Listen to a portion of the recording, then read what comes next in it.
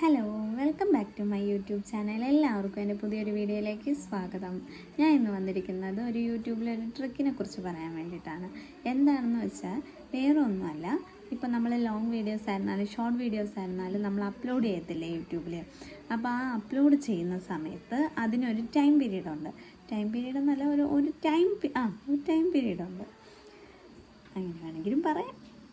വേറെ ഒന്നുമല്ല, ഇപ്പോൾ ഞാൻ ഇന്ന് ഒരു 3 മണിക്ക് ഒരു ഷോർട്ട് വീഡിയോ അപ്ലോഡ് ചെയ്യുവാണ്. അപ്പോൾ അതേ ഇത് എന്തുവാണ്, നാളെയും നിങ്ങൾ എന്ത് ചെയ്യണം, കറക്റ്റ് 3 മണിയാകുമ്പോഴത്തേക്കും ഒരു ഷോർട്സിൽ ഒരു വീഡിയോ അപ്ലോഡ് ചെയ്യണം. അങ്ങനെയാണെങ്കിൽ ഡെയിലി ഇത് തന്നെ കറക്റ്റ് ടൈമിനുള്ളിൽ ചെയ്യുവാണെങ്കിൽ എന്ത് കിട്ടും, നമുക്ക് നന്നായിട്ട് വ്യൂസ് കയറാൻ ചാൻസ് കൂടുതലാണ്. കൂടുതൽ എല്ലാവരും ലോങ് വീഡിയോസിനേക്കാളും ഷോർട്ട് വീഡിയോസാണ് കാണുന്നത്. അതുകൊണ്ട് തന്നെ ഷോർട്ട് വീഡിയോസിൽ വ്യൂസ് കൂടുന്നതോറും നമുക്ക് സബ്സ്ക്രൈബേഴ്സും കൂടാൻ ചാൻസ് കൂടുതലാണ്. പിന്നെ വേറൊരു കാര്യം എന്ന് പറയുന്നത്, ഇപ്പോൾ ട്രെൻഡിങ്ങിനുള്ള ഒരുപാട് സോങ്സ് ഉണ്ട്.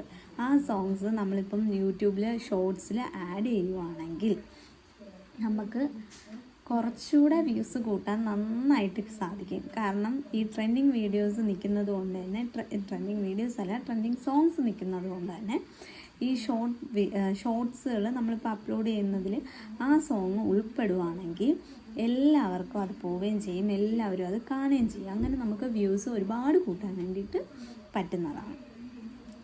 അപ്പോൾ ഈ ട്രിക്ക് ഞാൻ ഉപയോഗിച്ച് സക്സസ്ഫുൾ ആയതാണ്. കാരണം നിങ്ങൾക്ക് എൻ്റെ യൂട്യൂബ് ചാനലെടുത്ത് നോക്കുമ്പോൾ അറിയാൻ പറ്റും, എനിക്കങ്ങനെ അധികം സബ്സ്ക്രൈബ്സ് ഒന്നുമില്ല.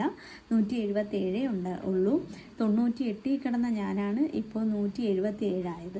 കാരണം ഞാൻ ഇതേപോലെ ഷോർട്സ് വീഡിയോസ് ഒരുപാട് അപ്ലോഡ് ചെയ്ത് വ്യൂസ് കൂട്ടിയത് കൊണ്ടാണ് എനിക്ക് അങ്ങനെ കിട്ടിയത്.